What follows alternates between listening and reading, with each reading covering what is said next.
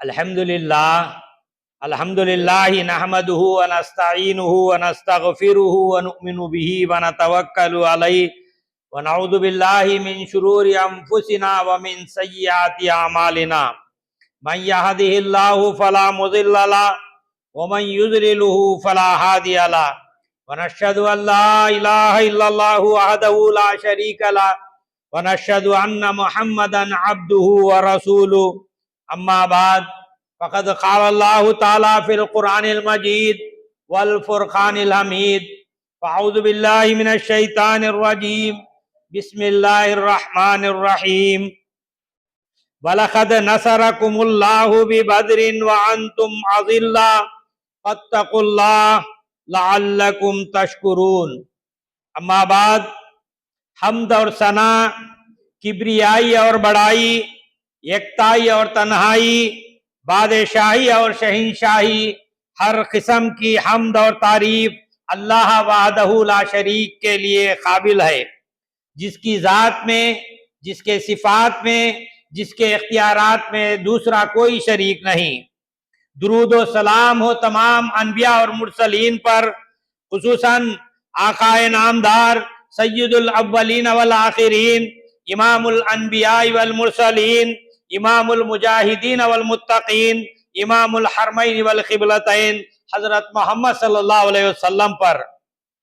خدا کی رحمتیں، خدا کی برکتیں، خدا کی بخشش نازل ہو آل رسول پر، اہل بیت پر، اصحاب رسول پر، تابعین اعظام پر، اولیاء اکرام پر، ائمہ دین پر، محدثین اکرام پر، بزرگان دین پر۔ حضرات، اب آپ لوگوں کے سامنے جنگ بدر کے متعلق کچھ باتیں ہم سمجھنے کی کوشش کریں گے۔ بدر ایک گاؤں ہے جہاں پر ہر سال میلہ لگتا ہے، جو مدینے سے 140 پر 8 کلومیٹر دور، مکے سے 303 کلومیٹر دور پر واقع ہے۔ اس جنگ کو، جو موجودہ زمانے میں سعودی عرب کے صوبے مدینہ میں یہ واقع ہے اس وقت، اس جنگ کو جنگ بدر کہتے ہیں، جس کو قرآن یوم الفرقان کہتا ہے۔ قرآن میں سورہ انفال میں اس جنگ کے متعلق تفصیل سے اس کا ذکر آیا ہے، اور اسی طریقے سے سورہ آل عمران میں 120 پر 3 سے 125 آیتوں تک اس میں ذکر ہے۔ جنگ عام ہے جس کے اندر اللہ کے رسول شریک صلی اللہ علیہ وسلم شریک بھی ہوتے تھے، نہیں شریک ہوتے تھے۔ غزوہ جسے بولتے ہیں، غزوہ اس کو کہتے ہیں جس میں اللہ کے رسول صلی اللہ علیہ وسلم شریک ہوتے تھے۔ غزوہ جس کے اندر اللہ کے رسول صلی اللہ علیہ وسلم شریک ہوتے تھے۔ جنگ عام ہے جس کے اللہ کے رسول شریک بھی ہوتے تھے، اور اللہ کے رسول صلی اللہ علیہ وسلم کے علاوہ صرف صحابہ جنگ لڑتے تھے، اس کو بھی جنگ کہتے ہیں۔ جنگ بدر 17 رمضان المبارک 2 ہجری میں واقع ہوئی۔ اصل سوال یہ ہے کہ جنگ کیوں کیا جاتا ہے، جنگ کرنے کی وجہ کیا ہے؟ تو علماء اکرام اس کے 8 اسباب بیان کرتے ہیں کہ مقبوضہ علاقوں کو چھڑانے کے لیے، کمزوروں کی مدد کے لیے، مقتولین کے قصاص کے لیے، جزیہ وصول کرنے کے لیے، عہد شکنی کی سزا کے لیے، اپنے دفاع کے لیے، فتنے کے خاتمے کے لیے، غلبہ اسلام کے لیے۔ اہل علم جنگ کے یہ اسباب بیان کرتے ہیں۔ آئیے کہ جنگ بدر کا پس منظر کیا ہے کہ مشرکین مکہ نے نبی صلی اللہ علیہ وسلم اور آپ کے ساتھیوں پر ظلم و ستم کے پہاڑ توڑے اور آپ کو قتل کرنے کی سازشیں کی، لیکن آپ ان کے چنگل سے نہیں پھنسے۔ ہجرت کر کے آپ صلی اللہ علیہ وسلم مدینہ آ گئے، جہاں آپ کو بہترین ساتھی، بہترین رفیق آپ کو ملے۔ انہوں نے آپ کی مدد کی، نصرت اور حمایت کا بیڑا اٹھایا۔ مکی دور کے آخری 3-4 سالوں میں دوسرے قبیلوں کی بنسبت یثرب یعنی مدینے کے لوگوں میں اسلام کی دعوت تیزی سے پھیلنے لگی۔ نبوت کے 12ویں سال میں 75 یعنی 70 پر 5 افراد کا ایک وفد نبی صلی اللہ علیہ وسلم کی خدمت میں رات کی تاریکی میں ملا. انہوں نے اسلام قبول کیا.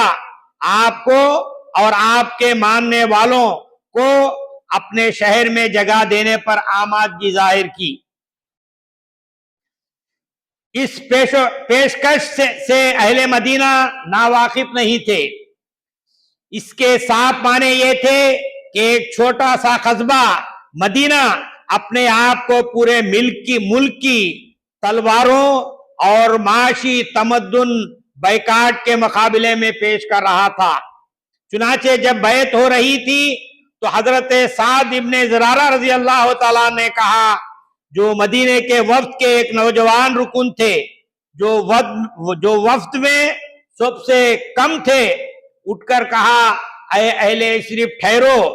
ہم لوگ جو ان کے پاس آئے ہیں یہ سمجھتے ہوئے آئے ہیں کہ یہ اللہ کے رسول ہیں، اور آج انہیں یہاں سے نکال کر لے جانا تمام عرب سے دشمنی مول لینا ہے، اور اس کے نتیجے میں تمہارے نونہال قتل ہوں گے اور تم پر تلواریں برسیں گی.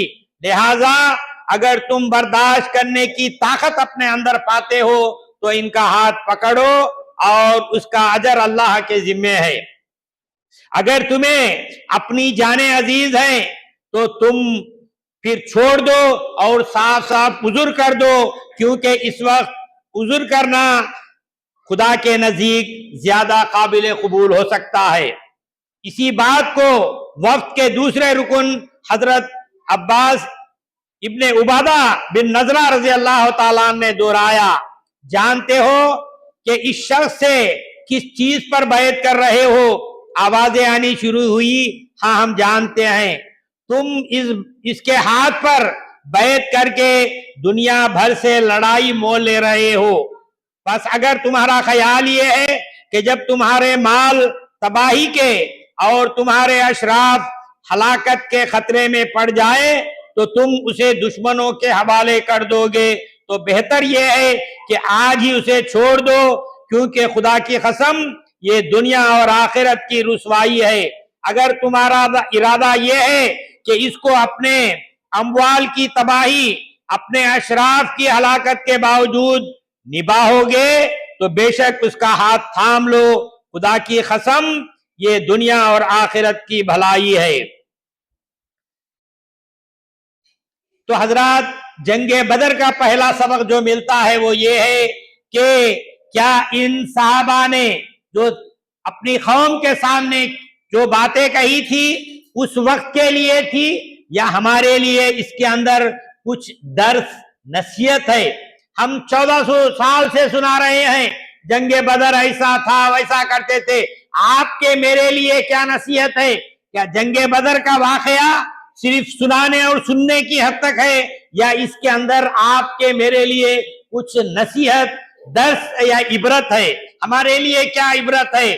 ان صحابہ نے اللہ کے رسول صلی اللہ علیہ وسلم کے سامنے جب بیعت کر رہے تھے تو کہا کہ تمہیں معلوم ہے کہ تم کس چیز پر بیعت کر رہے ہو؟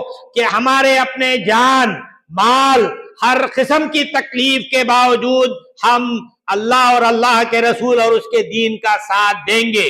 یوم الفرقان کا پہلا سبق یہ ہے، مجھے اور آپ کو پوچھتا ہے، سوال کرتا ہے. ان کی تقریریں صرف سننے اور سنانے کے لیے نہیں ہے کہ صرف سنے اور چلے جائیں، بلکہ یوم الفرقان کا یہ واقعہ آپ سے مجھ سے سوال کرتا ہے کہ اے مسلمانوں، تم کہاں پر کھڑے ہو؟ کیا تم بھی اسی طریقے سے اس دین کا نام لیتے ہو؟ کیا تم اسی طریقے سے ساتھ دینے کے لیے تیار ہو؟ چاہے جان کا نقصان ہو، چاہے مال کا نقصان ہو، چاہے مصیبتیں آئے، چاہے تکلیف آئے، میں دین کے ساتھ کھڑا ہوں، میں دین پر چلنے کے لیے تیار ہوں. یوم الفرقان کا پہلا درس، نصیحت اور سبق ہے. ہم جائزہ لیں، ہم دیکھیں کہ میں کہاں پر کھڑا ہوا ہوں. یہ پہلا سبق ہے کہ دین کے لیے میں کہاں کھڑا. صرف آتا ہوں، نماز پڑھ لیتا ہوں، چلا جاتا ہوں، بس دین کا کام ہو گیا. نہیں، دین کے لیے میں کیا کرنے کے لیے تیار ہوں. یوم الفرقان کا پہلا سوال ہے، آپ سے مجھ سے سوال ہے. اس کے بعد जब रसूलुल्लाह सल्लल्लाहु अलैहि वसल्लम को ये इत्तला मिली कि अबू सुफियान जो इस्लाम का बदतरीन दुश्मन था एक बड़े तिजारती काफिले के साथ आ रहा है, आपने लोगों को आगे बढ़कर इसका सामना करने का हुक्म दिया। उधर अबू सुफियान को यह खबर पहुंची कि रसूलुल्लाह सल्लल्लाहु अलैहि वसल्लम इस काफिले के मुकाबले के लिए मदीने से आ रहे हैं। तो अबू सुफियान ने फौरन अपना कासिद मक्का भेजा और कुरैश से मदद की फरियाद की। जब ये फरियाद और ये पुकार मक्का पहुंची तो उसकी मदद करें तो कुरैश ने जंग की पूरी तैयारी शुरू कर दी और बहुत तेजी के साथ लश्कर जर्रार लेकर मुकाबले के लिए रवाना हुए। इन सरदारों में से कोई शिरकत से न बचा था, सब सरदार शरीक थे। उन्होंने अतराफ और अकनाफ के तमाम कबाइल को इसमें शरीक कर लिया। कुरैश के तमाम कबीलों के अफराद इसमें शरीक थे, बमुश्किल कोई बाकी था। ये लश्कर जर्रार बड़ी हमियत, गुरूर और तकब्बुर, गैज़ व गज़ब और इंतखाबी जज्बे के साथ मक्के से रवाना हुआ। इधर अंसार की पेशकश और उनकी इताशारी और जानिसारी जब रसूलुल्लाह सल्लल्लाहु अलैहि वसल्लम को आपने अपने असहाब को मशवरा फरमाया। मुहाजिरीन अपनी पूरी हिमायत और ताईद का यकीन दिलाया। मुहाजिरीन में से हजरत मिक़दाद बिन अमर रज़ी अल्लाह तआला ने कहा, या रसूल अल्लाह, जिधर आपका रब आपको जाने का हुक्म दे रहा है उस तरफ आप चलिए। हम आपके आगे से, पीछे से, दाएं से, बाएं से हम आपकी मदद करेंगे। हम बनी इस्राइल की तरह कहने वाले लोग नहीं हैं कि तुम और तुम्हारा खुदा जाकर लड़ो, हम यहां बैठे रहेंगे। हम कहते हैं कि जब तक हम में से हमारे कौम में के एक फर्द की आंख भी हरकत कर रही थी, मतलब यह है कि हमारी कौम के आखिरी फर्द के आखिरी सांस तक हम आपका साथ देंगे, आपके दीन का साथ देंगे। हुजूर ने फिर सवाल दोहराया कि कुफार मक्का से आ रहे हैं, क्या करेंगे? फिर दूसरा सवाल दोहराया, फिर तीसरी मर्तबा आपने सवाल किया कि मक्के से लोग आए हैं, हम क्या करेंगे? तो हजरत साद इब्ने मुआज़ ने कहा कि अल्लाह के रसूल, शायद आपका रूए सुखन हमारी तरफ है। तो अल्लाह के रसूल ने फरमाया, हाँ हम अल्लाह। हजरत साद बिन मुआज़ ने कहा, अल्लाह के रसूल, हम आप पर ईमान लाए हैं, जो कुछ आप लाए हैं उसकी तस्दीक कर चुके हैं, आपसे समा और इताअत का पुख्ता अहद बांध चुके हैं।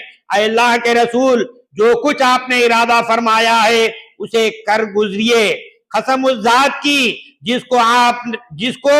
जिसने आपको हक के साथ भेजा है, अगर आप हमें लेकर समंदर पर जा पहुंचे और उसमें उतर जाए तो हम आपके साथ कूदेंगे और हमें का एक फर्द भी पीछे न रहेगा। हम सच्ची जानिसारी दिखाएंगे। अल्लाह के भरोसे पर आप हमें लेकर चलें। हमारा वही माल हमें महबूब होगा जो आप हमसे लेंगे। अगर आप बरगुल गुमात तक चलने का हुक्म देंगे तो हम चलेंगे। सीरत निगारों ने लिखा कि ये सुनकर आका अलैहिस्सलाम का चेहरे मुबारक खुशी और मसरत से दमकने लगा। फरमाया, ऐसा है तो सीरू अबशिरू, चलो और बशारत हासिल करो।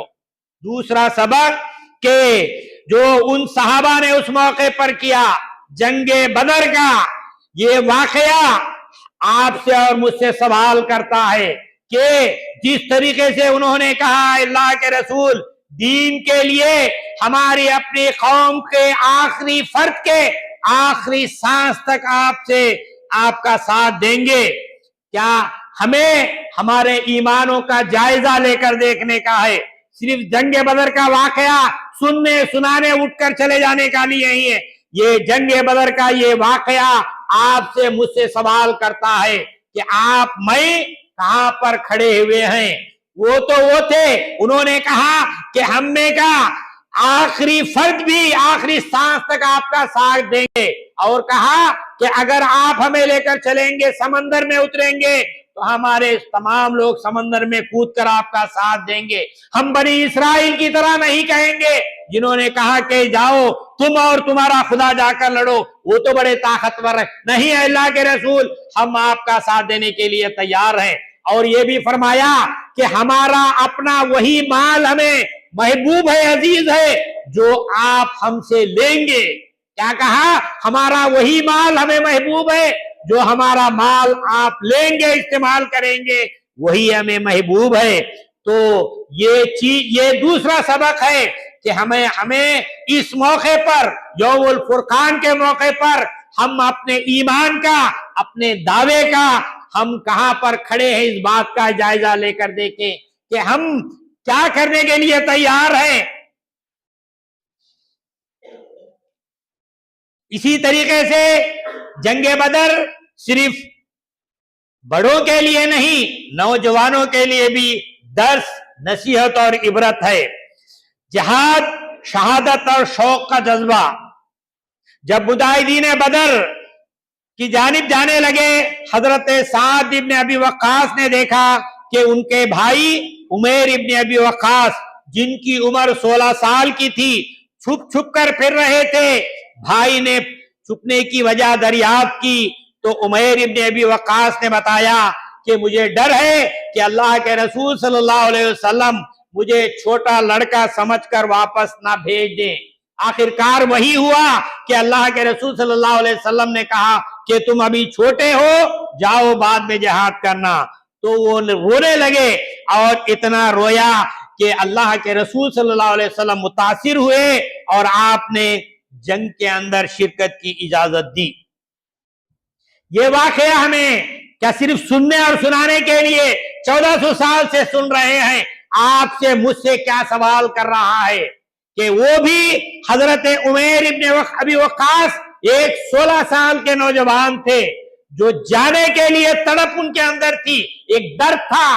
ये वाकया यौमुल बदर का आज के नौजवानों से सवाल करता है कि ऐ नौजवानों, तुम कहां हो? तुम्हारी जवानी कहां सर्फ हो रही है? तुम्हारा वक्त कहां सर्फ हो रहा है? तुम्हारी रातें कहां सर्फ हो रही हैं? तुम्हारे दिन कहां सर्फ हो रहे हैं? तुम्हारी मशगूलियात कहां सर्फ हो रही है? जंगे फुरकान का ये वाकया नौजवानों से सवाल करता है, पूछता है कि ऐ नौजवानों, तुम कहां हो? जंगे बदर के इस दिन 17 रमजान को अपना जायजा लो। ये वाकया हजरत उमैर इब्न अबी वक्कास का वाकया आपसे मुझसे सवाल करता है, नौजवानों से सवाल करता है कि तुम्हारी जवानी, तुम्हारे औकात कहां सर्फ हो रहे हैं, ये सवाल करता है। इसी तरीके से मुसलमानों और काफिरों की जंग की ताकत, असलिहा का जबरदस्त फर्क था। अब हम सब जानते हैं कि आप सल्लल्लाहु अलैहि वसल्लम के साथ जो जानिसारों की फौज थी वो 313 मुसलमान थे। 3 या 2 घोड़े थे, 60 जिरे थी, 70 ऊंट थे जिस पर 2-2, 3-3 सवार होते थे। इधर कुफार के पास 1000 जंगजू मर्द थे, 600 जिरापोश थे, 100 ऊंटों का रिसाला था। इन सब का मकसद एक ही था कि मदीने की ताकत को खत्म करना। हम 1400 साल से सुन रहे हैं, 313 थे, 1000 थे। क्या वाकया जंगे बदर का सिर्फ सुनने और सुनाने के लिए है? इसके लिए, इसके अंदर हमारे लिए कोई दर्स या नसीहत या इबरत है? ये वाकया कि 313 थे और 1000 थे, क्या पैगाम देता है? लोगों, जिंदगी वो नहीं जो तुम्हें मिली है, जिंदगी वो है जो तुम बनाते हो। जिंदगी वो है जो तुम बनाते हो। जिंदगी वो नहीं जो हमें मिली है, जिंदगी वो है जो हम बनाते और गुजारते हैं। जब हम कहते हैं कि 313 थे और 1000 थे, तो कहते हैं नौजवान, ये तो 1400 साल से सुनते आते हैं, बहुत पुराने किस्से हैं, नई बात बोलो। आज की बात बोलो, नया बोलो, तो चंद मिसालें दुनियावी है, हमारे लिए मॉडर्न नहीं, मगर समझने के लिए चंद मिसालें पेश करता हूं। किसके लिए? जिंदगी वो नहीं जो हमें मिली है, जिंदगी वो है जो हम बनाते हैं और गुजारते हैं। मिसाल के लिए पेश करता हूं कि सचिन बिलग्रेड क्या कहता है, मैं ग्रेजुएशन पूरी ना कर सका, ग्रेजुएशन भी पूरी नहीं कर सका। कौन? बिलग्रेड। मैं बचपन में जूते सीता था, अब्राहम लिंकन। वो कहता है कि जिंदगी वो नहीं जो मुझे मिली, जिंदगी वो है जो मैं बनाता हूं, जो मैं गुजारता हूं। बचपन में जूते सीता था, लेकिन कोशिश और मेहनत के जरिए क्या बना कि सदर बना। इसी तरीके से मैं होटल में काम करता था, कौन? ओबराय। और इसी तरीके से मैं बस कंडक्टर था, रजनीकांत। मैं 10वीं क्लास का फेल था, सचिन तेंदुलकर। और इसी तरीके से मैं फुटबॉल में ट्रेनिंग के लिए फीस के पैसे नहीं थे तो चाय बेचता था, कौन? मेसी, फुटबॉल का सबसे बड़ा खिलाड़ी। ये वाकयात क्या बताते हैं? आज की दुनिया में भी, आज के दौर में भी, जिंदगी वो नहीं जो हमें मिली है, जिंदगी वो है जो हम गुजारते हैं। इसी तरीके से हम और आप भी बहुत कुछ कर सकते हैं। मोहम्मद अल फातेह हम नाम सुनते हैं तारीख के अंदर, इस्लामी तारीख के अंदर। 22 साल का नौजवान कुस्तुनतुनिया को फतह करता है। क्या इस्लामी तारीख कुस्तुनतुनिया से नाम से अलग हो सकती है? इस्लामी तारीख के अंदर कुस्तुनतुनिया का कितना नाम है। उसको फतह करने वाला कौन था? 22 साल का एक नौजवान मोहम्मद अल फातेह है। और इसी तरीके से अब्दुल रहमान नासिर 21 साल की उम्र में अंदलुस का हुक्मरान बनता है। और तारीख के अंदर इसी के दौर को सुनहरा दौर, गोल्डन पीरियड कहते हैं। कितने उम्र का? 21 साल का नौजवान अब्दुल रहमान नासिर हुक्मरान बनता है अंदलुस का। ये इस्लाम के नौजवानों की तारीख है।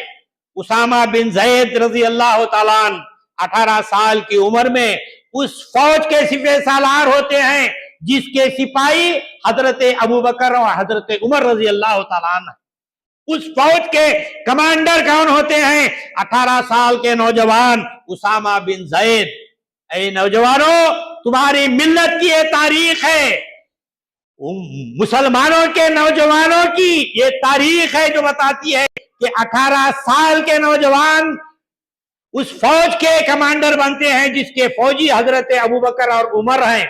और ये फौजी टुकड़ी किसी मुकाम पे झगड़ा हो गया तो बराबर करने के लिए नहीं जा रही थी, बल्कि उस वक्त के सुपर पावर से टकराने के लिए जा रही थी। उसके फौज के कमांडर थे। तो नौजवानों का क्या किरदार है? मोहम्मद बिन कासिम 17 साल की उम्र में सिंध को फतह करते हैं। नौजवानों, तुम्हारी ये तारीख है। 17 साल का नौजवान सिंध को फतह करता है। ये कोई देवमालाई कहानियां नहीं है, ये मिल्लत के नौजवानों की तारीख है जो मुझसे और आपसे सवाल कर रही है कि नौजवानों कहां पर सो रहे हो। अरका और इसी तरीके से साद इब्न अबी वक्कास 17 साल की उम्र में अल्लाह के रास्ते में सबसे पहले तीर चलाने का शर्फ हासिल करते हैं। 17 साल का नौजवान इस्लाम के खातिर सबसे पहला तीर चलाने का शर्फ हासिल करता है। ये नौजवानों की तारीख है। अरकम बिन अरकम 13 साल की उम्र में अपने घर को रसूलुल्लाह के लिए दावत का मरकज के लिए पेश करते हैं। मिल्लत के नौजवानों की तारीख। 13 साल का नौजवान अल्लाह के रसूल सल्लल्लाहु अलैहि वसल्लम से कहता है कि आपके दावत का मरकज बनाइए मेरे घर को। तलहा बिन उबैदुल्लाह, जिनको अरब का मुअज़्ज़ज़ शख्स कहा जाता है, 16 साल की उम्र में अल्लाह के रसूल सल्लल्लाहु अलैहि वसल्लम के हाथ पर बैत करते हैं शहादत के लिए। जुबैर इब्न अव्वाम रजी अल्लाह तआला अन्हु 15 साल की उम्र में इस्लाम की खातिर सबसे पहले तलवार चलाने का शर्फ हासिल करते हैं। इस्लामी तारीख के अंदर नौजवानों का किरदार अहम रहा है। हम दीन की बात आती है तो ऐसे लोग जो सफेद दाढ़ी वाले हैं اٹھ بھی سکتے نہیں, بیٹھ بھی سکتے نہیں, ایسے لوگ دین کے لیے آگے آتے ہیں, نوجوان پیچھے رہتے ہیں. اس کے مقابلے میں اسلام کی تاریخ بتاتی ہے کہ نوجوان سب سے آگے تھے. سب سے پہلے تلوار چلانے والے, سب سے پہلے تیر چلانے والے یہی نوجوان تھے. زید ابن ثابت رضی اللہ تعالیٰ عنہ 13 سال کی عمر میں رسول اللہ کے ترجمان, کاتب وحی, سیکریٹری ہوتے ہیں اللہ کے رسول صلی اللہ علیہ وسلم. 13 سال کا نوجوان, اور اللہ کے رسول صلی اللہ علیہ وسلم کے حکم سے عبرانی زبان سیکھنے کے لیے کہتے ہیں تو یہ 17 دنوں کے اندر عبرانی زبان سیکھتے ہیں. ہم 100 دن کے اندر انگریزی سیکھنا, اس زمانے میں بھی عبرانی یہودیوں کی زبان اللہ کے رسول صلی اللہ علیہ وسلم نے سیکھنے کا حکم دیا تو سیکھتے ہیں. اور حضرت یوسف علیہ السلام کی زندگی ہم میں سے کتنے لوگ نہیں جانتے کہ کنویں میں ڈال دیا گیا, بیچ دیے گئے, دوسرے شہر کو چلے گئے, زبان معلوم نہیں, اپنی جگہ نہیں, غلام بنا دیے گئے, اور اس کے بعد عورت کے ذریعے الزام لگایا گیا, ان پر جیل بھیجے گئے. یہ تمام حالتیں کیا بتاتی ہیں کہ ایک مومن, ایک نوجوان کا سیرت, کردار, اخلاق جتنا بلند ہوتا ہے تو وہ تخت پر جا کر بیٹھتا ہے کنویں میں گرنے والا. یہ کب ہوتا ہے؟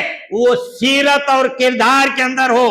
صرف باتوں سے کچھ نہیں ہوتا, سیرت اور کردار سے ہوتا ہے, اخلاق سے ہوتا ہے, عمل سے ہوتا ہے. یہودیوں پر سب سے بڑا بلیم جسے بولتے ہیں, الزام قرآن دیتا ہے. کون؟ قرآن یہودیوں پر سب سے بڑا الزام یہ دیتا ہے کہ حق کو وہ اس سے اچھی طرح جانتے ہیں جس طرح یہ اپنے بچوں کو جانتے ہیں. حق کو جانتے تھے, مانتے تھے, لیکن زندگی اس کے مطابق نہیں تھی. یہودیوں پر سب سے بڑا الزام قرآن یہ دیتا ہے. ہم اپنی زندگیوں کا جائزہ لیں 17 رمضان کو کہ کیا یہودیوں کی طرح سے, اللہ ہمیں معاف کرے, ہمارا قول اور عمل, کیا ہم ایک دکاندار غیر مسلم اور مسلمان دونوں کے اندر فرق بتا سکتے ہیں کہ یہ مسلمان ہے, یہ غیر مسلم ہے؟ کوئی فرق نہیں ہے. ہم ایمان لاتے ہیں قرآن پر, اللہ کے رسول پر. قرآن کہتا ہے کہ تمہارا کیریکٹر, اخلاق فرق بتانا ہے. تمہاری تجارت کے اندر, گفتار کے اندر, معاملات کے اندر, کردار کے اندر فرق بتائے ایمان کا. یہ ہے ایمان. آج ہم نہ دیکھ کر, نہ دکان سے, نہ کسی طریقے سے ہمیں فرق نہیں کر سکتے یہ ایمان لانے والا ہے, وہ بھی جھوٹ بولتا ہے, وہ بھی بے ایمانی کرتا ہے, وہ بھی دھوکہ دیتا ہے. ایک ایمان کا دعویٰ کرنے والا بھی سب کچھ کرتا ہے. فرق کیا ہے ایمان اور غیر ایمان میں؟ تو کہنے کا مطلب یہ ہے کہ آپ بھی بہت کچھ کر سکتے ہیں. پھر دنیا کی مثالیں دیتا ہوں کہ 20 پر 2 سال جیل میں رہنے کے بعد رہا ہو کر افریقہ کے نیلسن منڈیلا اس ملک کے راشٹرپتی بن سکتے ہیں. ایک آدمی کی عمر 50-60 سال ہوتی ہے, 20 پر 7 سال جیل میں تھا, لیکن آ کر اسی ملک کا راشٹرپتی بنا ہے. تو آج کا اس ملت کا نوجوان بھی بہت کچھ کر سکتا ہے, یہ واقعہ بتاتا ہے. اور اسی طریقے سے وہ انسان جو پوری زندگی ویل چیئر پر تھا, کیا تھا؟ ویل چیئر پر تھا, وہ ویل چیئر پر بیٹھ کر برمانڈ یعنی آسمانوں کے راز سلجھا سکتا ہے.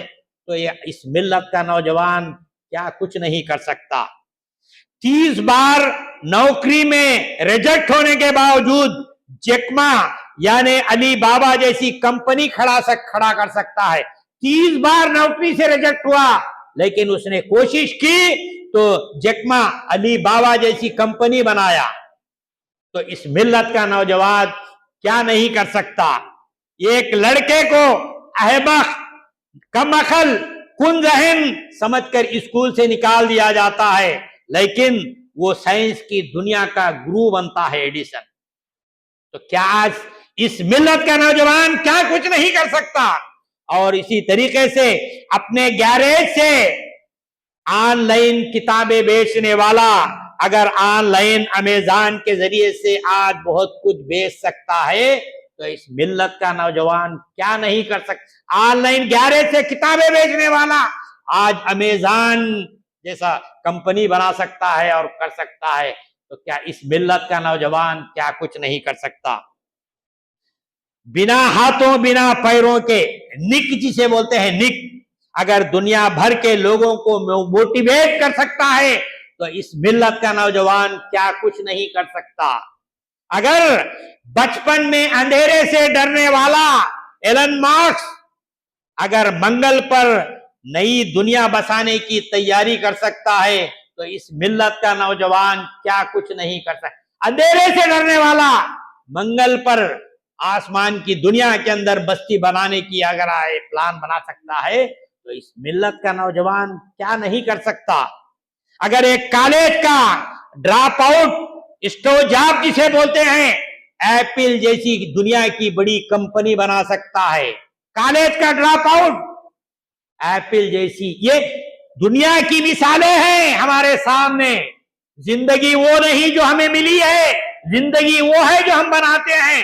بدر کے واقعات بھی یہی بتاتے ہیں ہمیں۔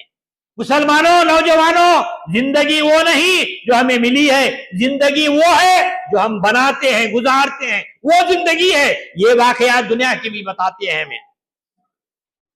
8 سال کا ایک نوجوان جو اخبار بیچتا تھا اس ملک کا راشٹرپتی بنتا ہے، کوشش محنت سے۔ زندگی وہ نہیں جو ہمیں ملی، زندگی وہ ہے جو ہم بناتے ہیں۔ بدر کا واقعہ بھی ہمیں یہی بتاتا ہے۔ ہم سمجھتے ہیں کہ ہمارا دل ٹوٹا ہوا ہے، ہم بہت مشکلوں میں ہیں، مصیبتوں میں ہیں، یہ بڑی بڑی باتیں ہیں، لیکن ابھی مولانا عمری صاحب نے بھی کہا کہ جب دل ٹوٹتا ہے تو اپنے آپ کو بدنصیب نہ سمجھو۔ ایگو ہوتا ہے، دل زخمی ہوتا ہے تو اپنے آپ کو ہرگز ہرگز بدنصیب نہ سمجھو۔ کیوں؟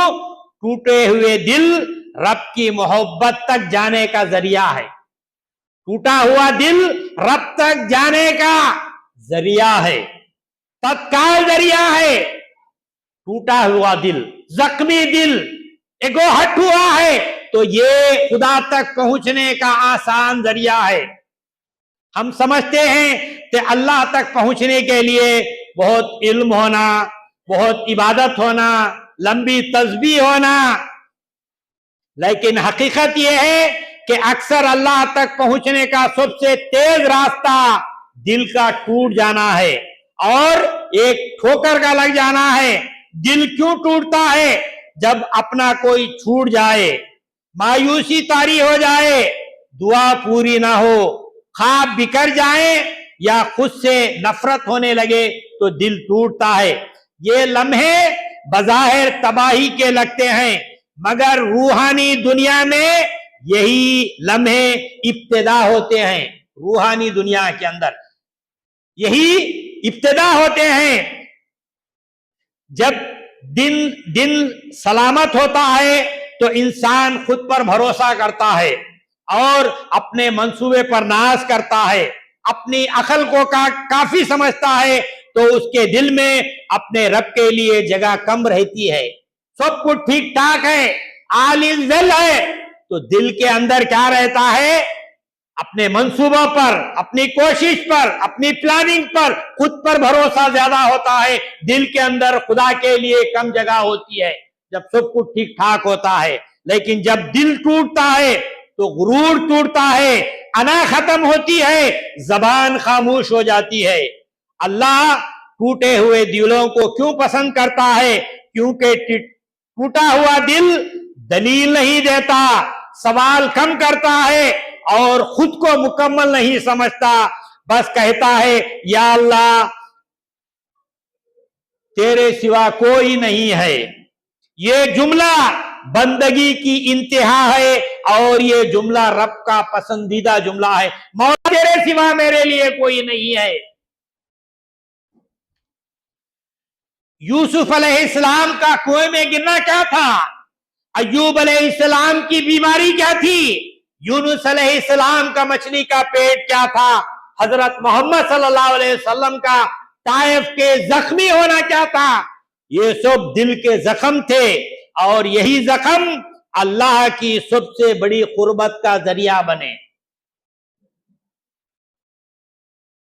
تو اگر دل ٹوٹتا ہے اور تم گناہوں کی طرف نہیں گئے بلکہ سجدے کی طرف لوٹے، تو سمجھ لو کہ اللہ تعالیٰ نے تمہیں چن لیا ہے۔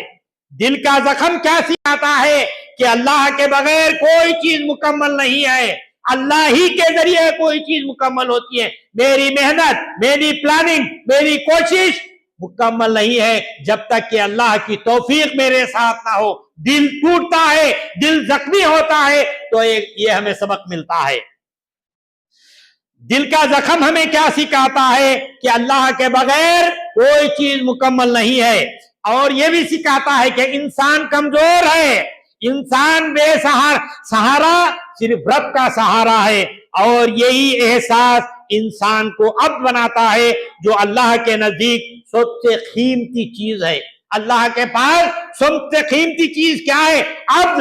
اے اللہ، میں تیرا بندہ ہوں، سب کچھ تجھی کے ذریعے سے ہے، نہ میری پلاننگ، نہ میری کوشش، نہ کوئی چیز نہیں تیرے علاوہ، تیری توفیق، تیری عنایت کے بغیر کوئی چیز مکمل نہیں۔ یہ چیز عبد بناتی ہے، اور اللہ کو یہ جملہ بہت پسند ہے۔ دعا وہ نہیں جو خوبصورت الفاظ میں ہو، بلکہ دعا وہ ہے جو ٹوٹے ہوئے دل سے نکلے۔ دعا وہ نہیں جو لفظوں کی محتاج ہو۔ اگر تمہارا دل زخمی ہے تو خود کو بدنصیب نہ سمجھو، ہو سکتا ہے یہی زخم تمہیں اللہ کے قریب کرے، اور یہی زخم تمہیں اللہ سے ملوائے۔ یہی آنسو تمہاری زندگی کی پہچان بن جائے، اور یہی آنسو، یہی راتیں تمہیں اللہ کا ولی بنا دے۔ کب؟ اگر تمہارا دل زخمی ہے، تم کو لوگوں نے ستایا ہے، اور تم خدا کی طرف لوٹو، تو یہی زخم، یہی دل کی تکلیف تمہیں خدا کے قریب کر دے گی۔ صحابہ کے واقعات ہیں، حضرت یوسف علیہ السلام کا واقعہ ہے کہ دل زخمی ہو گیا ہے، کنویں کے اندر پڑ گئے۔ حضرت ایوب علیہ السلام، ابھی ہم نے سنا واقعہ کہ بیماری کی انتہا کو پہنچ گئے۔ یہی زخم، یہی تکلیف اللہ کے قربت کا ذریعہ بنا۔ کب؟ جب اللہ کی طرف رجوع کریں، ہم اللہ کی طرف لوٹیں۔ حضرت محمد صلی اللہ علیہ وسلم کے طائف کے واقعے کو کون مسلمان ہے جو بلا سکتا ہے؟ لیکن یہی طائف کا واقعہ اللہ کے قریب ہونے کا ذریعہ بنا۔ تو کہنے کا مطلب یہ ہے کہ یہی آنسو ہمیں اللہ کا ولی اور اللہ تک پہنچنے کا ذریعہ بنا سکتے ہیں اگر اللہ کی طرف لوٹیں۔ تو کہنے کا مطلب یہ ہے کہ دل کا زخم یا تو انسان کو توڑ دیتا ہے یا اللہ تک پہنچتا ہے۔ فرق صرف یہ ہے کہ ہم زخم کے ساتھ کیا معاملہ کرتے ہیں۔ اللہ کی طرف لوٹتے ہیں، ہاتھ پیر توڑ کر گھر میں بیٹھ جاتے ہیں، تو دل کا زخم اللہ تک بھی پہنچانے کا ذریعہ ہے اور ناکام ہو کر گھر میں بیٹھنے کا بھی ذریعہ ہے۔ اگر تم ٹوٹ چکے ہو، ہار چکے ہو، دنیا نے تمہیں ستایا ہے، راستے نظر آنا بند ہو چکے ہیں، تو اللہ کے سامنے ہاتھ اٹھاؤ اور جدوجہد کرو، یا اللہ ہمارے زخموں، ناکامیوں، نامرادیوں کو اپنے طرف پلٹنے کا ذریعہ بنا دے، اور ہمارے ٹوٹے ہوئے دلوں کو اپنی محبت سے جوڑ دے۔ جب دل ٹوٹتا ہے، دل زخمی ہوتا ہے، دل ہٹ ہوتا ہے، تو ہمیں ایک پہچان بنانی چاہیے، ایک اتحاد بنانا چاہیے۔ آئیے دنیا کی اور مثالیں دیتا ہوں کہ جمشید ٹاٹا کا نام ہم سب جانتے ہیں۔ ٹاٹا، جمشید ٹاٹا، وہ ایک مرتبہ آزادی سے پہلے بامبے میں ایک ہوٹل میں جانے کے لیے گئے، تو ہوٹل میں روک دیا گیا کہ Indian is not allowed, Indian نہیں آ سکتے، صرف انگریز آ سکتے ہیں۔ انہیں باہر کر دیا گیا، تو ان کا دل ہٹ ہوا۔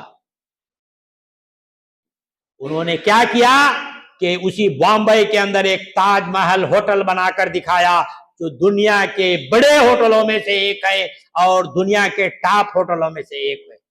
دل ہٹ ہوا تو انہوں نے ایک اتحاد بنایا۔ اگر ہمارا دل زخمی ہے تو ایک تاریخ ہمیں بنانا چاہیے، ایک اتحاد بنانا چاہیے۔ اور دوسری مثال، دشرت مانجھی ہم میں سے جانتے ہیں، ایک معمولی آدمی تھا، اس کی بیوی جب وہ کام کر رہا تھا تو اس کی بیوی دوپہر کو کھانا لے کر جا رہی تھی، وہ گر گئی تو وہ آیا تو اس کو اٹھا کر دواخانہ لے کر جا رہا تھا، تو راستے میں 300 فٹ اونچا پہاڑ ہے، اگر اس گاؤں سے اس گاؤں کو جانا ہے تو 300 فٹ اونچا پہاڑ تھا، جب وہ لے کر جا رہا تھا تو راستے میں ہی اس کی بیوی گزر گئی، اس بیوی سے بڑی محبت تھی، اس کا دل ہٹ ہوا، زخمی ہوا، تو انہوں نے قسم کھائی اور وہ 300 فٹ پہاڑ کو اس کے سینے کو چیر کر راستہ بنا دیا اور کہا کہ اور دوسرا کوئی میرے بیوی کے بعد اس پہاڑ کی وجہ سے دواخانے تک نہ پہنچنے کی وجہ سے دنیا سے جان نہ جانی جائے، اس نے راستہ بنایا، اس کا دل ہٹ ہوا تو انہیں اتحاد بنایا، تاریخ بنائی، اس نے میری بیوی کو اس پہاڑ نے روک دیا پہنچنے تک، اس نے اس پہاڑ کا سیدھا چیر کر راستہ بنا دیا اور دنیا کو دکھا دیا کہ دل ہٹ ہوتا ہے تو ایک پہچان بنائی ہے۔ اسی طریقے سے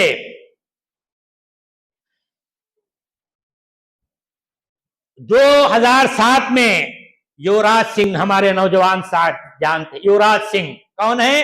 کرکٹ کھلاڑی ہے، جب 2007 میں کرکٹ کے میدان میں اسے کسی نے اچکایا، الٹا سیدھا بولا، اکسا دیا، غصے میں لایا، تو اس نے کیا کیا، اگلے ہی اوور میں 6 اووروں میں 6 چھکے مار کر ریکارڈ قائم کیا۔ جب دل ہٹ ہوتا ہے تو ایک کامیاب آدمی اتحاد بناتا ہے، تاریخ بناتا ہے۔ یہ دنیا کی مثالیں ہیں۔ جنگ بدر کا واقعہ بھی ہمیں کیا کہتا ہے کہ کفر اسلام کو، انصاف کو، حق کو مٹانے کے لیے نکلے تھے، انہوں نے بھی قسم کھائی کہ ہم بھی، ہمارا دل زخمی ہوا ہے، ہم بھی اتحاد بنائیں گے۔ جنگ بدر کا بھی یہی پیغام ہے کہ دل زخمی ہو، ناکام ہو تو تاریخ بناؤ۔ یہ واقعات ہمیں بتاتے ہیں، اور بہت سی مثالیں ہیں کہ فراری گاڑی ہے، جانتے ہیں، یہ آٹو نگر ہے، فراری گاڑی ہے، جب فراری گاڑی بنائی تو لیبورگن، فیروسیو لیبورگن فراری گاڑی کا ہے، اس نے گاڑی کا بڑا شوقین تھا، وہ فراری گاڑی خریدا، جا کے گاڑی خریدنے کے بعد آیا تو دیکھا کہ کلچ کے اندر پرابلم ہے، برابر نہیں ہے، تو جو فراری کا مالک تھا اس کے پاس گیا، اس کو جا کے بولا کہ ذرا کلچ کے اندر پرابلم ہے، تو اس نے تانا مارا، اس کا ٹریکٹر کا گیریج تھا، تو انہوں نے بولا ٹریکٹر چلانے والے کو فراری کی قدر کیا معلوم، تمہارے دماغ میں پرابلم ہے، میری گاڑی میں پرابلم نہیں ہوتا، اس کا دل ہٹ ہوتا۔ تو اس نے کیا کیا، کیا ہے، فیروسی لیمورگن فراری گاڑی بنائی، آج بھی دنیا کے اندر فراری کی ٹاپ کی گاڑی ہے۔ ایگو ہٹ خالی ایک جملہ کہ فراری کے، تمہاری ٹریکٹر والا، تمہارے کو کیا قیمت معلوم، اس کی قدر معلوم، تمہارے دماغ میں پرابلم، اس میں پرابلم نہیں ہوتا، تو اس کا دل ہٹ ہوا تو اس نے اتحاد، تاریخ بنائی۔ کامیاب انسان وہ ہے کہ دل زخمی ہو، ہٹ ہو تو تاریخ اور اتحاد بناتا ہے۔ یہی ہمارے جنگ بدر کا 1000 ہوں گے، 313 ہوں گے، تمہارے پاس اسلحہ ہوں گے، طاقت ہوگی، سرداری ہوگی، سب کچھ ہوگا، اگر کوئی اتحاد بنانے کے لیے تو کوئی چیز آڑے نہیں آ سکتی۔ یہ آج کی مثالیں ہیں۔ تو بات چلی تھی جنگ بدر کی، 313 تھے، مشورے کی، اللہ کے رسول صلی اللہ علیہ وسلم جنگ کے لیے تو جب جنگ کے میدان میں پہنچے تو مشورہ کیا کہ کہاں ٹھہریں گے، تو ایک جگہ جا کر رکے، تو حباب بن المنذر رضی اللہ تعالیٰ نے پوچھا کہ اللہ کے رسول، کیا آپ یہاں جو ٹھہرے ہیں بدر کے میدان میں اللہ کا حکم ہے یا آپ جنگی حکمت عملی کے ٹھہرے ہیں؟ تو اللہ کے رسول نے فرمایا کہ جنگی حکمت عملی کے تحت میں یہاں ٹھہرا ہوا ہوں، اللہ کا حکم نہیں ہے۔ تو انہوں نے کہا کہ اللہ کے یہاں نہیں، جنگ کا جو کنواں ہے پانی کا، وہاں پر جا کر ٹھہریں گے، اس پر قبضہ کریں گے ہم، تو جا کر وہاں پر قبضہ کیے۔ تو یہ واقعہ صرف سنانے کے لیے ہے، یا ہماری زندگی میں بھی کوئی اجتماعی معاملہ آتا ہے تو ہم مشورہ، ان بولنے والا کیا جی، کیا معلوم جی، ان کیا جی، جب آدمی ایک مقام پر پہنچتا تو ان کیا بولتا۔ یہ واقعہ جنگ بدر کا ہمیں کیا دعوت دیتا ہے، کیا پیغام دیتا ہے کہ مشورہ کرو، صرف جنگ بدر کا سننے سنانے کے لیے نہیں، کیا پیغام دیتا ہے کہ ہر معاملے کے اندر مشورہ، اللہ کے رسول کو مشورہ کرنے کی ضرورت ہے، مگر مشورہ کر کے آپ کو مجھے سکھایا کہ اجتماعی معاملات میں مشورہ کرو، مشورے کی کیا اہمیت ہے، یوم الفرقان کا یہ سبق ہے ہمارے لیے۔ اس کے بعد اللہ کے رسول صلی اللہ علیہ وسلم نے جنگ کے میدان کو دیکھا، نظر ڈالی تو کوئی تناسب اور مقابلہ نہیں ہے، زمین آسمان کا فرق ہے۔ تو اللہ کے رسول صلی اللہ علیہ وسلم نے بارگاہ الہی میں آہ و زاری کی، دعا اور مناجات کے لیے ہاتھ اٹھایا اور دعا کی کہ اے زمین اور آسمان کے شہنشاہ مالک الملک، یہ بے سر و سامان لشکر ہے، اور دعا فرمائی اللہم ان تہلک ہذہ العصابۃ لا تعبد بعدہا فی الارض، اے اللہ اگر تو نے اس مٹھی بھر جماعت کو فنا کر دیا پھر روئے زمین پر تیری عبادت کرنے والا نہیں ہوگا۔ مولانا سید ابو الحسن ندوی رحمۃ اللہ علیہ فرماتے ہیں کہ آج تک اسلام کو جتنے بھی فتوحات، کامیابیاں، سرفروشیاں، سلطنتیں اور حکومتیں اور غلبے ملی ہیں، وہ سب جنگ بدر کی رہین منت، صدقہ اور طفیل ہے۔ مولانا ابو الحسن علی ندوی کہتے ہیں جنگ بدر کہ تمام کامیابیاں اسلام کی اسی جنگ بدر کی رہین منت ہے، صدقہ اور طفیل ہے جنگ بدر کا۔ آپ جنگ کے بدر کے میدان میں لے گئے اور انگلی رکھ کر بتایا کہ یہاں قتل ہوگا فلاں، فلاں یہاں قتل ہوگا، فلاں یہاں قتل ہوگا، فلاں یہاں گرے گا۔ جنگ کے بعد مجاہدین اور غازیوں کی شہادت ہے، گواہی ہے کہ ایک حرف بھی اس کے خلاف نہیں ہوا، اللہ کے رسول صلی اللہ علیہ وسلم نے جہاں بتایا تھا اسی مقام پر ہوا۔ اور سب سے اہم بات جو ہے جنگ بدر کی ہمارے لیے سبق اور درس اور نصیحت یہ کہ اللہ کے رسول صلی اللہ علیہ وسلم نے کیا دعا فرمائی، اے اللہ اگر یہ ہلاک ہو گئے تو تیری بات ہے، اس کے بعد تیری عبادت کرنے والا نہیں رہے گا۔ تو نبی صلی اللہ علیہ وسلم نے اس امت کا صحیح تعارف کرایا دعا کے اندر، اصل مقام، اصل مقصد اور پیغام کو بھی متعین فرمایا، اس ملت کو نشاندہی فرمائی، اس بات کا اعلان اور اظہار فرمایا کہ یہ امت جس سرحد یا جس محاذ کی حفاظت پر معمور ہے وہ اللہ اور اس کے رسول کی اطاعت اور عبادت اور دعوت اللہ کی ہے۔ اللہ کے رسول صلی اللہ علیہ وسلم نے کیا فرمایا، اگر یہ ہلاک ہو گئی تو یہ تیری عبادت کرنے والا نہیں گا۔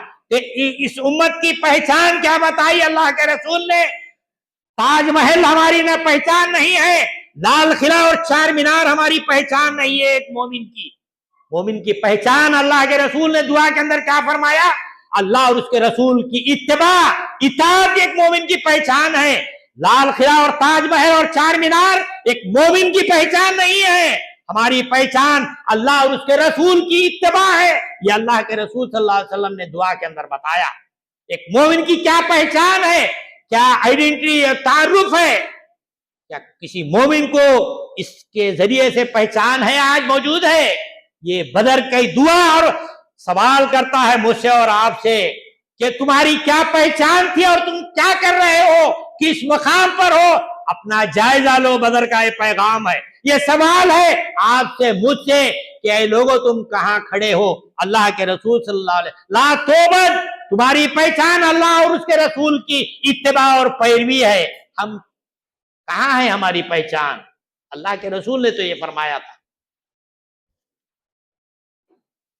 اور اسی طریقے سے جنگ بدر کا پیغام یہ ہے کہ ایک مومن سب کچھ ہو سکتا ہے، نقصان برداشت کر سکتا ہے، مگر وعدہ اور عہد اور وفا سے رتی برابر ہٹ نہیں سکتا۔ یہ جنگ بدر کا پیغام ہے۔ امام مسلم کی ایک حدیث ہے کہ حضرت حذیفہ بن یمان، حضرت حسین، دو صحابی آ رہے تھے مدینے کی طرف، تو کفار نے روک لیا اور کہا کہ ہو سکتا ہے تم محمد صلی اللہ علیہ وسلم کی فوج میں شامل ہونے جا رہے ہو، پکڑ لو ان کو، باندھو۔ انہوں نے کہا کہ ہم محمد صلی اللہ علیہ وسلم کے ساتھ نہیں جا رہے ہیں، ان کے جنگ میں شریک ہونے کے لیے نہیں جا رہے ہیں۔ تو انہوں نے نہیں جا رہے ہیں وعدہ کیا تو چھوڑ دیے۔ اللہ کے رسول کے پاس آئے اور کہا دو صحابیوں نے کہ ہم نے اس طریقے سے ہمیں پکڑ لیا تھا تو ہم نے انہوں اس طرح سے کہا. تو اللہ کے رسول نے فرمایا کہ ہم وعدہ کرنے والے ہیں, ہم وعدہ وفا کرنے والے ہیں. ایک ایک تنکے کی ضرورت ہے, ہم سب جانتے ہیں مکے کے اندر ایک ایک فرد کی کتنی قیمت, ضرورت اور اہمیت تھی. اس کے باوجود ان دو صحابہ سے کہا کہ تم اپنے وعدوں کو جو کیا تھا اس کو پورا کرو, ہم وعدہ خلاف کرنے والے نہیں ہیں. آپ سے مجھ سے یہ یوم الفرقان سوال کرتا ہے کہ سب سے بڑا وعدہ اور عہد ہم نے اللہ سے کیا, اللہ کے رسول سے کیا, ایمان سے کیا. ہم اپنے عہد اور وعدے کے اندر کہاں پر کھڑے ہیں؟ جنگ بدر کا یہ یوم الفرقان کا یہ دن آپ سے مجھ سے سوال کرتا ہے. کیا جواب ہے؟ جنگ بدر صرف واقعہ سننے اور سنانے کے لیے نہیں, بلکہ سوال کرتا ہے آپ سے مجھ سے کل قیامت کے دن جواب دینا ہے.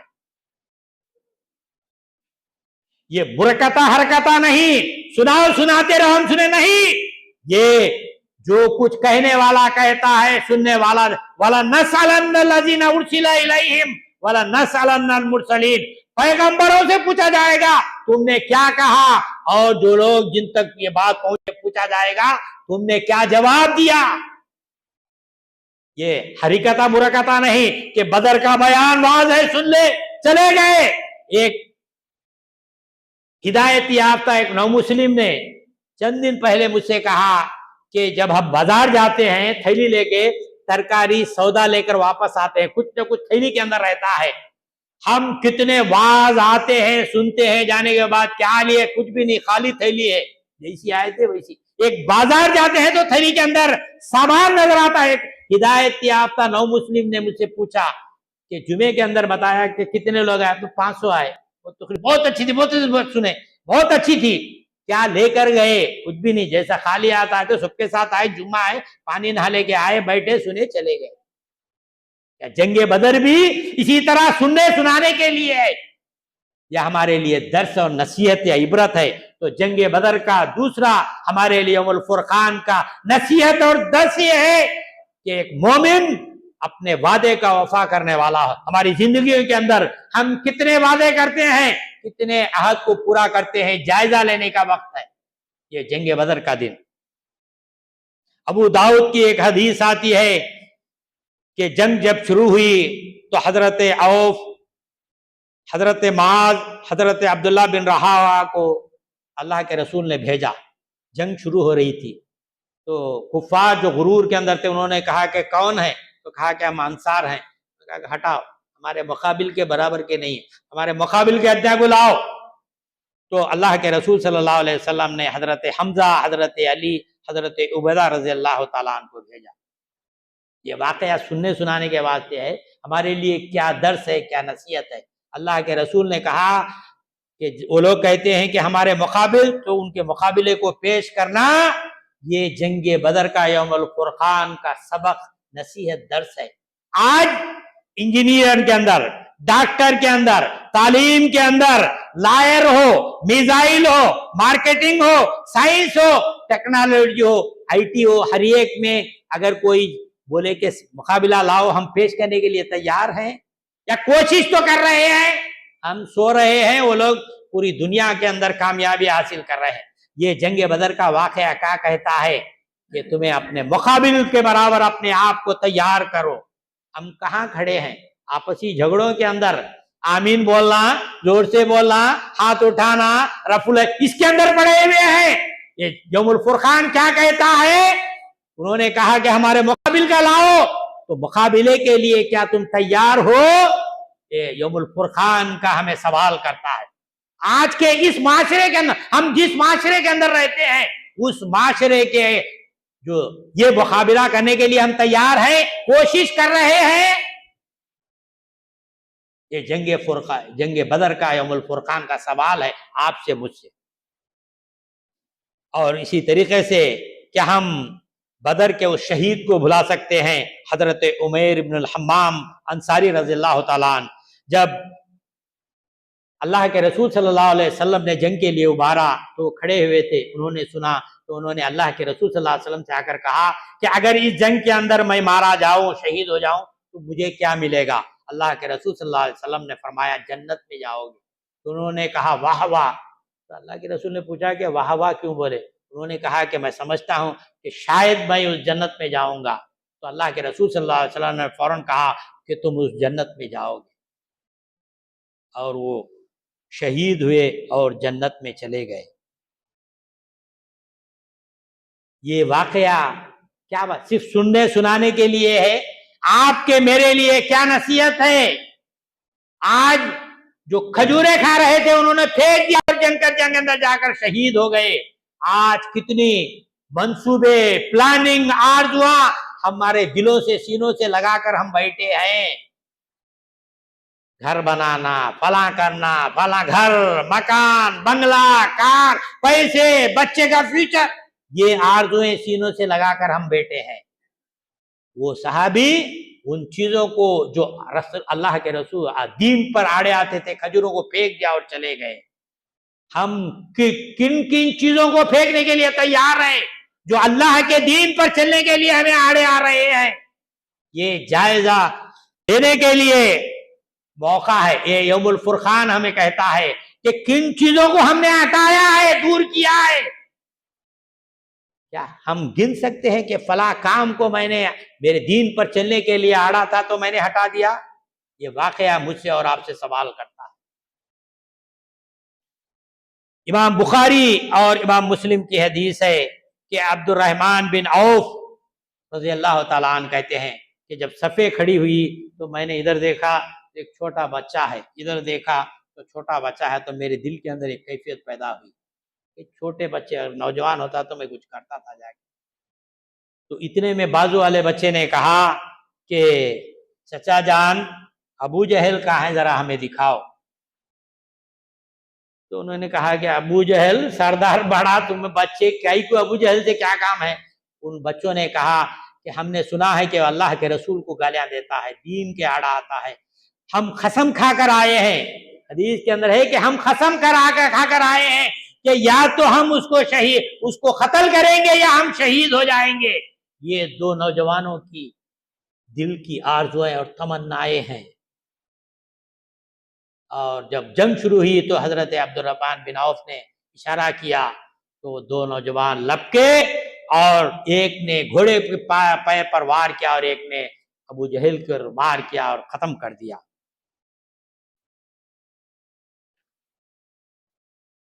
یہ دونوں افرا کے بیٹے معوذ اور معاذ تھے. حضرت معاذ کے بارے میں آتا ہے تو جنگ لڑ رہے تھے تو ہاتھ کٹ کر لٹک رہا تھا، چمڑا تھا. انہوں نے ہاتھ کو نیچے رکھ کے پاؤں رکھ کے کھینچا اور توڑ کر پھینک دیا. حضرت معاذ بچہ، نوجوان. یہ واقعہ سننے اور جذبات کے لیے، جوش دلانے کے لیے ہے. آپ کے میرے لیے کیا نصیحت؟ انہوں نے اپنے جسم کے ٹکڑے کو بھی پھینک دیا جو اللہ کے دین کے لیے آڑے آ رہا تھا. آج ہم کہاں کھڑے ہیں؟ کتنی آرزویں، تمنائیں، پلاننگ سے بیٹھے ہوئے ہیں، ہم سینے سے لگا کر بیٹھے ہیں کہ ہم نے کس کو دور کیا جو اللہ اور اس کے رسول کے راستے پر چلنے سے آڑے آ رہے ہیں.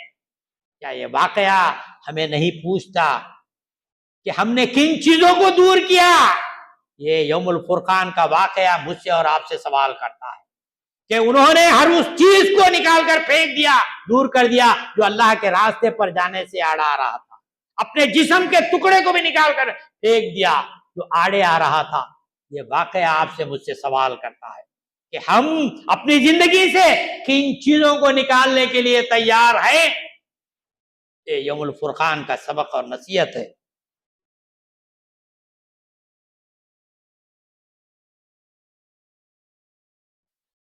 اور جنگ یوم الفرقان کا سب سے بڑا سبق یہ ہے کہ ایمان کا رشتہ سب سے مضبوط رشتہ ہے.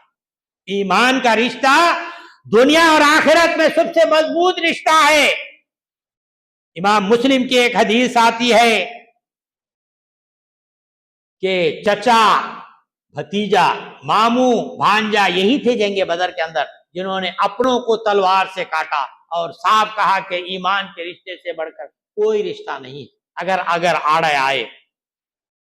حضرت عمر رضی اللہ تعالیٰ نے اپنے ماموں کہ خون سے اپنی تلوار کو رنگین کیا۔ عتبہ کے مقابلے میں حضرت حذیفہ نکلے، حضرت عبد الرحمن بن ابو بکر، حضرت ابو بکر کے بیٹے ایک مرتبہ بیٹھے ہوئے تو انہوں نے اپنے ابا سے کہا کہ ابا جان، جنگ بدر کے اندر جب جنگ چل رہی تھی میری تلوار کے نیچے آپ آ گئے تھے، میں نے باپ کہہ کے چھوڑ دیا۔ تو حضرت ابو بکر نے فوراً کہا کہ اس خدا کی قسم اگر تم میری تلوار کے سامنے آتے تو میں تمہیں کاٹ کر رکھ دیتا، اور صاف بتا دیا کہ ایمان کے رشتے کے مقابلے میں کوئی رشتہ قابل قبول نہیں۔ ابو عزیر بن عمیر رضی اللہ تعالیٰ عنہ قیدی بنا کر لائے گئے، ان کے بھائی تھے مصعب بن عمیر جن کو ہم سب جانتے ہیں۔ انہوں نے مصعب بن عمیر نے کہا اپنے سگے بھائی کے بارے میں، اس کو ذرا گھٹ باندھو، اس کی اماں بہت پیسے والی ہے، پیسے بہت وصول کریں گے۔ سگے بھائی نے بھائی کے بارے میں کہا کہ اس کو گھٹ باندھو، اس کی ماں پیسے والی ہے، اس کی ماں سے بہت زیادہ پیسے وصول کریں گے۔ اور اسی طریقے سے ابو عزیر بن عمیر کی ایک گواہی ہے کہ قیدیوں کے ساتھ کیسا سلوک ہے، کہ ان کی گواہی ہے کہ جب میں انصار کو مجھے قید کر کے دیا گیا تو انصار روٹی یا کھانے کی کوئی چیز آتے تو مجھے دے دیتے تھے، ایک دو کھجور وہ کھا کر رہ جاتے تھے، مجھے شرم آتی تھی، میں واپس کرتا تو پھر واپس کر دیتے تھے، پانی اور کھجور پہ اپنا گزارا کر لیتے تھے، لیکن انہوں نے مجھے روٹی اور جو بھی کھانے کی چیز آتی تھی وہ مجھے دیتے تھے۔ یہ واقعہ کیا بتاتا ہے؟ ہمارا سلوک، ہمارا معاملہ اپنوں سے، پڑوسیوں سے، برادران وطن سے کیسا ہے؟ یہ واقعہ جنگ بدر کا سنانے کے لیے نہیں، آپ سے مجھ سے سوال کرتا ہے کہ تمہارے معاملات کیسے ہیں، تمہارے تعلقات کیسے ہیں؟ یہ واقعہ سوال کرتا ہے جنگ بدر کا۔ جنگ بدر ایسا ہی نہیں کہ اللہ نے کہہ دیا رضی اللہ عنہ ورضوا عنہ، اللہ ان سے راضی ہو گیا اور وہ اللہ سے راضی ہو۔ کیوں؟ یہ سب واقعات درس اور نصیحت کے ہیں کہ معاملات کی درستگی کہاں ہے؟ یوم الفرقان سوال کرتا ہے آپ سے مجھ سے۔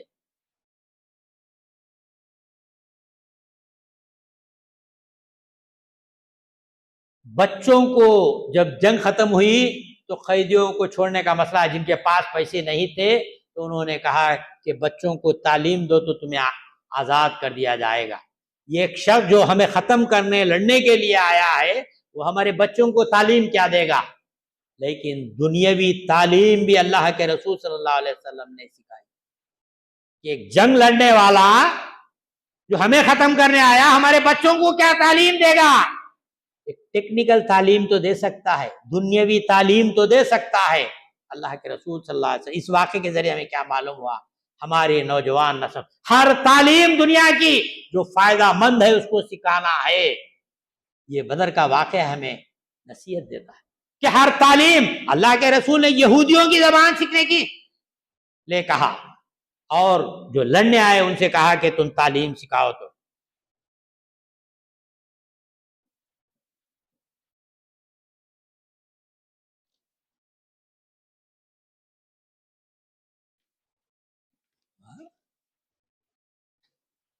رمضان کی بات جب آتی ہے تو رمضان کی کیا ہے ہمارے پاس پہچان؟ زبان کے چٹخارے، لمبی نیندیں، روزہ بہلانے کے واسطے آرام کدہ روموں کے اندر آرام کرنا، اس کا نام ہمارے پاس رمضان ہے۔ حلیم کھانا، گنجی پینا، آرام کمروں کے اندر آرام کرنا، یہ رمضانوں کی پہچان بن گئی ہے۔ بلکہ رمضان کس بات کی تعلیم دیتا ہے؟ کمفورٹ ایریا سے نکلو، کمفورٹ زون سے نکلو، کوشش کرو۔ یہ رمضان کا پیغام ہے۔ کیا ہے؟ اسلام کی پہلی جنگ بدر کب ہوئی؟ رمضان میں ہوئی، 17 رمضان کو جنگ بدر ہوئی۔ یہ واقعہ کیا بتاتا ہے کہ کمفورٹ زون سے نکلو، آرام قدوں سے نکلو، کوشش محنت کرو، یہ رمضان کا پیغام۔ اسی طرح سے اسپین کی فتح کا آغاز کب ہوا؟ رمضان ہی سے ہوا، رمضان ہی سے اسپین کی فتح کا آغاز ہوا۔ عین جالوت، منگولوں کی شکست، رمضان ہی کے مہینے میں ہوئی۔ فتح مکہ جو سب سے بڑی فتح ہوئی، فتح مکہ کب ہوا؟ رمضان ہی میں ہوا۔ یہ واقعات کیا بتاتے ہیں؟ رمضان آرام کرنے کا نام نہیں بلکہ کوشش اور محنت کرنے کا نام ہے، یہ پیغام دیتا ہے۔ مولانا مودودی نے بڑی سچی بات کہی کہ کفر کو اس بات کی فکر نہیں کہ آپ مسجدوں میں بیٹھ کر اللہ اللہ کریں، نمازیں پڑھیں، لمبی لمبی اذکار کریں، ممبروں پر فضائل سنائیں، یا درس قرآن اور درس حدیث میں مشغول ہو جائیں، یا میلادوں کے جلوس نکالیں، حمد اور نعت کی محفلیں سجائیں۔ اس سے کفر کو کوئی تکلیف نہیں ہے۔ کفر چاہتا ہے کہ آپ یہ سب بڑے شوق سے کریں، مگر نظام کفر کے الہات کے ماتحت رکھ کر کریں، اللہ کے نظام کی بات نہ کریں، اللہ کے نظام کے نفاذ کی بات نہ کریں۔ آپ خانے خواہیں بنائیں، عرس منائیں، تبلیغی اجتماعات کریں، مگر اللہ کے نظام و قانون کی بالادستی کی بات نہ کریں۔ کفر کو حکومت کا اختیار دیں، اسلام کو محکوم رہنے دیں۔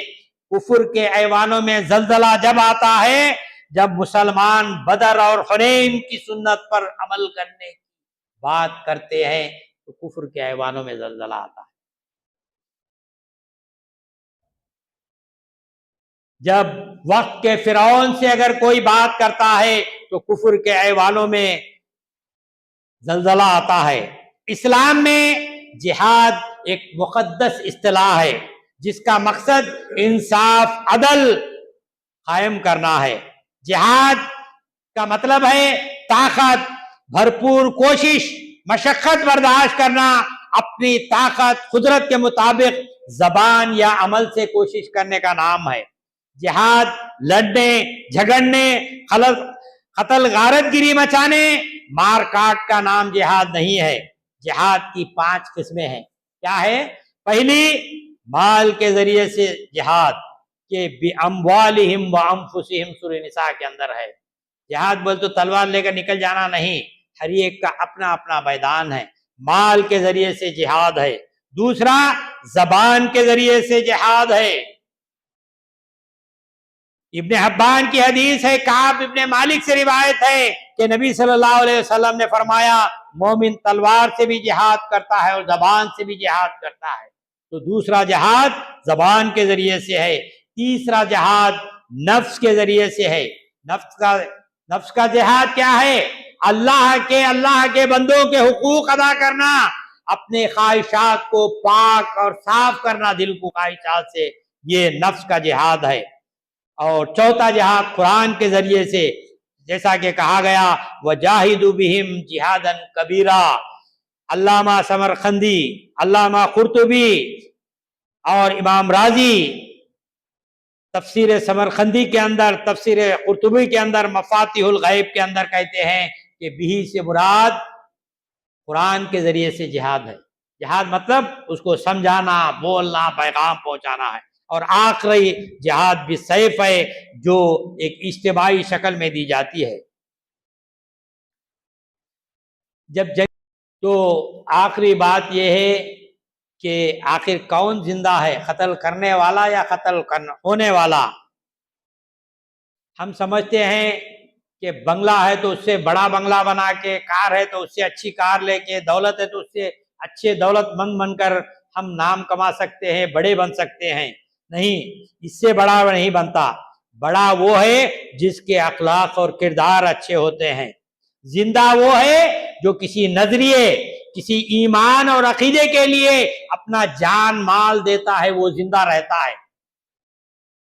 ورنہ کتنی صدیاں گزر گئیں، بڑے پیر شیخ عبد القادر جیلانی رحمت اللہ علیہ آج بھی لوگوں کے دلوں کے اندر زندہ ہے۔ کیوں؟ وہ حکمراں نہیں تھے۔ حضرت علی حجویری رحمت اللہ علیہ آج بھی لوگوں کے اندر، دلوں کے اندر زندہ ہیں۔ حضرت مجدد الفیسانی رحمت اللہ آج بھی لوگوں کے دلوں کے اندر زندہ ہے۔ مولانا سید ابو العلا مودودی رحمت اللہ آج بھی لوگوں کے اندر، دلوں کے اندر زندہ ہیں۔ امام ابو حنیفہ رحمت اللہ علیہ، امام احمد بن حنبل رحمت اللہ علیہ، سید قطب حسن البنا شہید، یہ لوگوں کے دلوں کے اندر زندہ ہے۔ کیوں؟ انہوں نے ایک نظریے، ایک عقیدے کے لیے جان مال سب کچھ لگایا، زندہ ہے۔ زندہ وہی رہتا ہے جو کسی نظریے اور عقیدے کے لیے اپنا جان لگاتا ہے۔ امام ابو حنیفہ رحمۃ اللہ علیہ کا جنازہ گھر سے نہیں جیل سے نکلا۔ جب انہوں نے تاریخ بنائی، امام ابو حنیفہ رحمۃ اللہ علیہ کا جنازہ کہاں؟ گھر سے نہیں بلکہ جیل سے نکلا۔ امام احمد بن حنبل رحمۃ اللہ علیہ کا جنازہ گھر سے نہیں بلکہ جیل کی کالی کوٹری سے نکلا۔ پروفیسر غلام اعظم خان بازو ملک کے، ان کا جنازہ کہاں؟ جیل سے نکلا۔ جناب مطیع الرحمان نظامی کا جنازہ کہاں؟ جیل سے نکلا۔ جناب مرسی کا جنازہ کہاں سے نکلا؟ بنگلے راشٹرپتی بھون سے نہیں بلکہ جیل سے نکلا۔ سید اصل گیلانی کا جنازہ کہاں سے نکلا؟ جیل کی کوٹریوں سے نکلا۔ مگر آج کون لوگ زندہ ہیں جو ان کے نظریوں کو مارنے، ختم کرنے کے لیے ان کو ختم کیے؟ وہ لوگ زندہ ہیں یا یہ لوگ زندہ ہیں؟ جنہوں نے فقر و فاقہ کو برداشت کیا، تکلیفیں، مصیبتیں اور مشقتیں اٹھائی، ان کا نام آج بھی زندہ ہے۔ سقراط ہم جانتے ہیں، انہیں اس کو پھانسی دی گئی۔ اس کے شاگرد جب پھانسی دینے کے لیے آئے تو اس کے شاگردوں نے کہا کہ آپ معافی مانگ لو، تمہارا نظریہ بعد میں پہلا سکتے، اگر نہیں مانے تو پھانسی دیں گے، تم ختم ہو جائیں گے، یہاں سے ختم ہو جاتا۔ تو سقراط نے کیا کہا؟ اگر میں اس وقت نہیں مرتا ہوں تو میرا نظریہ مر جاتا ہے، اگر میں اس وقت مرتا ہوں تو میرا نظریہ زندہ رہتا ہے۔ نظریے کے لیے سقراط نے جنگ دی۔ ہم میں سے کون سقراط کو مارنے والے، پھانسی دینے والے کا نام بتا سکتے ہیں؟ لیکن پھانسی پر چڑھنے والے کا نام ہم جانتے ہیں، سقراط تھا جس نے جان دے دی پھانسی پر چڑھ کر۔ تو تاریخ ان لوگوں کی ہے جو اپنے آپ کو قربان کرتے ہیں، اپنے آپ کو بچا کر ٹھنڈے راستے سے نکل جاتے ہیں، وہ لوگ نہیں ہے۔ یہ جنگیں ہمارے ایمان، ہمارا مقام، ہمارا مرتبہ، ہماری حیثیت، ہمارا رتبہ طے کرتی ہیں۔ یہ جنگیں، مشکلیں خدا کے راستے کے اندر یہ چیزیں طے کرتی ہیں کہ میرا ایمان کتنا ہے، اس کا مقام، مرتبہ، حیثیت کیا ہے۔ جنگ بدر جیسے واقعات طے کرتے ہیں۔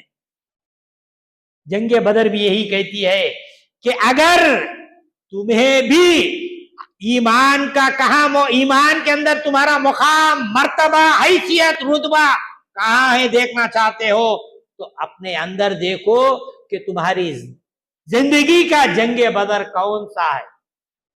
وہ صحابہ تو وہاں پر جا کر جنگ بدر ان کا تھا، میری اپنی زندگی کا جنگ بدر کیا ہے؟ کس کے خلاف میں اپنی زندگی کے اندر کوشش، محنت کر سکتا ہوں؟ یہ جنگ بدر کا واقعہ پوچھتا ہے کہ مسلمانوں تمہارے اپنے زندگی کا جنگ بدر کون سا ہے؟ بتا سکتے ہو کہ میں نے فلاں چیز کے لیے، فلاں چیز کو دین کے لیے میں قربان کیا، میں نے اپنے وقت کو، اپنی صلاحیت کو، اپنی جوانی کو، اپنے ٹیلنٹ کو، اپنے اوقات کو، میں نے اپنے مال کو، کس کو میں نے خرچ کیا؟ جنگ بدر کا سوال ہے۔ تو یہ جنگ اللہ کے رسول کو اللہ تعالیٰ قرآن کے اندر لما اذنت لهم، اللہ کے رسول انہیں جنگ میں جانے سے اجازت کیوں دی، چھوٹ کیوں دی؟ معلوم ہو جاتا کہ کس کے دل کے اندر ایمان ہے اور کس کے دل کے اندر ایمان نہیں ہے، یہ معلوم ہو جاتا آپ نے اجازت کیوں دی۔ اگر وہ جنگ کے اندر آ جاتے تو معلوم ہو جاتا کہ ان کے دل کے اندر ایمان ہے یا نہیں۔ یہ جنگیں ہمارے ایمان کو طے کرتی ہیں کہ ہمارا ایمان کے اندر کا مقام اور مرتبہ ہے۔ تو اللہ تعالیٰ سے دعا ہے، جنگ بدر کا یہی پیغام ہے کہ ہم اپنا جائزہ لیں۔ یہ جنگ بدر صرف کہانی 1400 سال سے سنا رہے ہیں نہیں، ہمارے لیے کیا عبرت ہے، کیا نصیحت ہے، میں کیا مقام ہوں۔ ہمیشہ ایسا ہوتا کہ فلاں ایسا، فلاں ویسا، فلاں ایسا، سب قصے کہانیاں بولتے۔ جنگ بدر مجھ سے پوچھتا ہے کہ تم کہاں پر کھڑے ہو؟ جنگ بدر میں 313 تھے، مولانا پیر عبد القادر جیلانی ویسا کیے، مولانا مودودی ایسا کیے، فلاں ایسا کیے. تم نے کیا کیا؟ جنگ بدر مجھ سے سوال کرتا ہے، تم کس مقام پر کھڑے ہو؟ تمہاری جوانی، تمہاری صلاحیت، تمہاری دولت، تمہاری ٹیلنٹ تین چیزوں کے اندر استعمال ہو رہی ہے. جنگ بدر مجھ سے اور آپ سے پوچھ رہا ہے. تو اللہ تعالیٰ سے دعا ہے، اللہ تعالیٰ مجھے اور آپ کو کہنے سننے سے زیادہ عمل کرنے کی توفیق عطا فرما. ربنا ظلمنا انفسنا وإن لم تغفر لنا وترحمنا لنكونن من الخاسرين.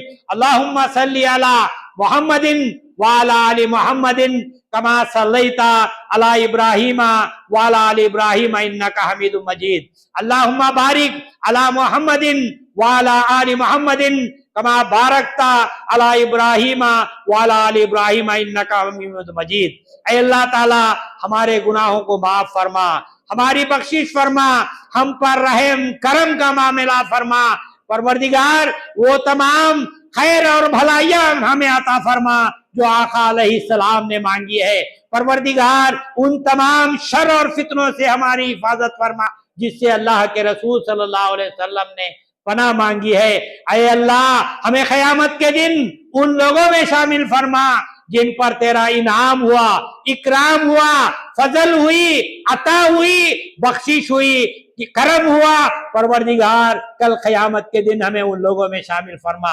مولا قیامت کے دن ہمیں ان لوگوں میں شامل نہ فرما جن پر تیرا غصہ ہوا، قہر ہوا، عذاب نازل ہوا، ان لوگوں میں شامل نہ فرما. پروردگار یہاں پر جتنے بھی لوگ ہاتھ اٹھا کر دعا کر رہے ہیں مولا ان سب کو ان لوگوں میں شامل فرما جو اس رمضان میں مغفرت پانے والے ہیں. پروردگار جتنے بھی لوگ دعا کے لیے ہاتھ اٹھائے ہیں ان سب کو ان لوگوں میں شامل فرما جو اس رمضان میں دوزخ سے، جہنم سے نجات پانے والے ہیں، ان لوگوں میں شامل فرما. مولا ان سب کو ان لوگوں میں شامل فرما جو اس رمضان میں جنت میں جانے والے ہیں، ان لوگوں میں شامل فرما. ربنا ظلمنا انفسنا وإن لم تغفر لنا وترحمنا لنكونن من الخاسرين. اے مولا ہمیں قیامت کے دن شافع محشر کی شفاعت نصیب فرما. اے مولا قیامت کے دن ساقی کوثر کے ہاتھ سے جام کوثر ہمیں عطا فرما. مولا قیامت کے دن ہمیں اپنے عرش کا سایہ نصیب فرما. مولا قیامت کے دن نام اعمال ہمارے دائیں ہاتھوں میں ہمیں نصیب فرما. پروردگار ہمارے والدین کی، رشتہ داروں کی مغفرت فرما، ان پر رحم فرما، کرم فرما. ربنا ظلمنا انفسنا وإن لم تغفر لنا وترحمنا لنكونن من الخاسرين. ربنا عليك توكلنا وإليك أنبنا وإليك المصير. يا فاطر السماوات والأرض أنت ولينا في الدنيا والآخرة توفنا مسلما وألحقنا بالصالحين. يا حي يا قيوم نستغيث برحمتك. يا حي يا قيوم نستغيث برحمتك. سبحان ربك رب العزة عما يصفون وسلام على المرسلين والحمد لله رب العالمين. والسلام علیکم.